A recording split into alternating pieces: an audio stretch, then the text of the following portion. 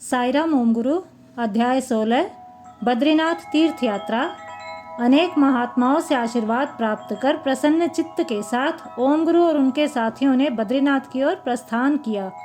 उनका हृदय अति प्रफुल्लित हो रहा था, क्योंकि बद्रीनाथ की यात्रा के माध्यम से उनकी एक विशेष मनोकामना पूर्ण होने वाली थी। बद्रीनारायण के नाम से रोमांचित होकर उनका बद्रीनाथ का रास्ता चमोली, श्रीनगर एवं जोशीमठ के साथ पार हुआ। जोशीमठ से लगभग 20 किलोमीटर की दूरी पर पांडुकेश्वर नामक स्थान को पार करके बद्रीनाथ जाना था। पांडुकेश्वर में महाभारत के एक चरित्र पांडवों के पिता राजा पांडु ने भगवान विष्णु की कांस्य की प्रतिमा की स्थापना कर तपस्या की थी। उन्होंने अपने अंतिम दिन भी यहीं पर बिताए थे। विष्णु भगवान की यह मूर्ति जो योग ध्यान में है के कारण मंदिर का नाम योग ध्यान बद्री मंदिर पड़ा। जब बद्रीनाथ का मंदिर 6 माह के लिए हिम से ढक जाता है, अर्थात जब मंदिर के कपाट बंद कर दिए जाते हैं, तब बद्रीनारायण की उत्सव मूर्ति को यहीं पर स्थापित किया जाता है। बद्रीनारायण 6 मास तक पांडुकेश्वर में योग बद्री बनकर अपनी कृपा बरसाते हैं। योग बद्री एक बहुत ही पवित्र स्थान है, जहाँ काक महर्षि काक पर्वत के रूप में है। जोशीमठ से लगभग 18 किलोमीटर दूर हेमकुंड साहिब में सिखों के 10वें गुरु गोविंद सिंह जी ने तपस्या की थी। सिख लोग इस तीर्थ स्थान की यात्रा को अपने जीवन के लक्ष्य के रूप में रखते हैं।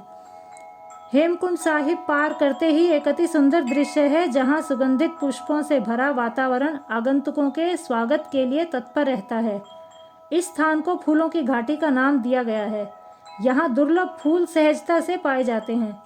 प्रकृति की इस अर्धवार्षिक उपलब्ध अद्भुत सुंदरता के साक्षीभूत होने के लिए विदेशी पर्यटकों के जत्थे यहाँ खूब आते हैं। बद्रीनाथ से कोई 5 किलोमीटर पूर्व महाभारत काल से संबंधित हनुमान चट्टी नामक स्थान आता है।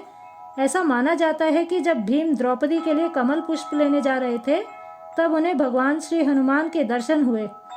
पांडवों ने ही यहाँ हनुमान जी का यह विशेष मंदिर बनवाया।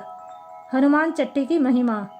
एक किंवदंती के अनुसार द्वापर युग में वनवास के समय द्रौपदी ने भीम से लक्ष्मी वन से कमल का पुष्प लाने का आग्रह किया।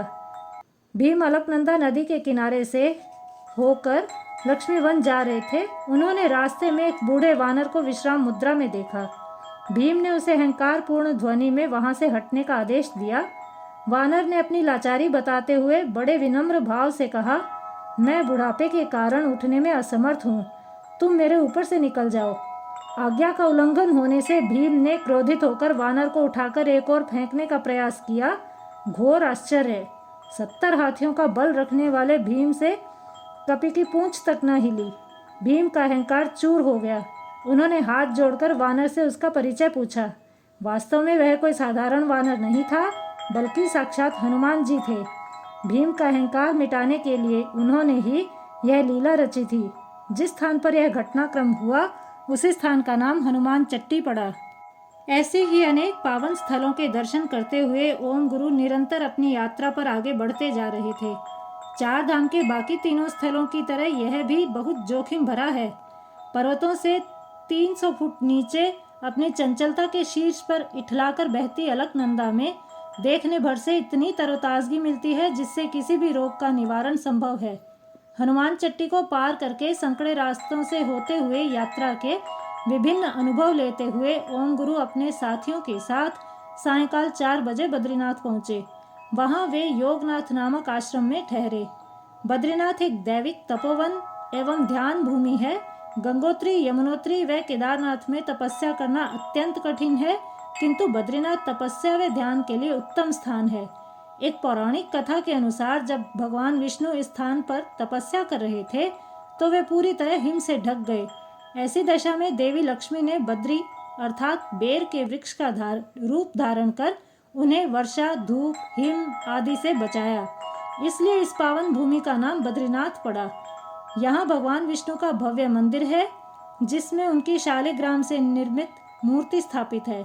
मूर्ति के बारे में मान्यता है कि आदि शंकराचार्य को भगवान विष्णु ने स्वप्न में दर्शन देकर समीपस्थ नारद कुंड से उनकी मूर्ति निकालकर स्थापना करने का निर्देश दिया।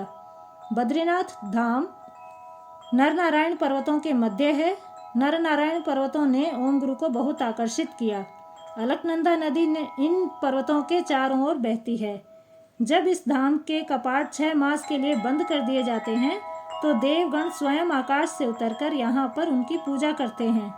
एक मान्यता के अनुसार नारद मुनि प्रतिदिन यहाँ पधारते हैं।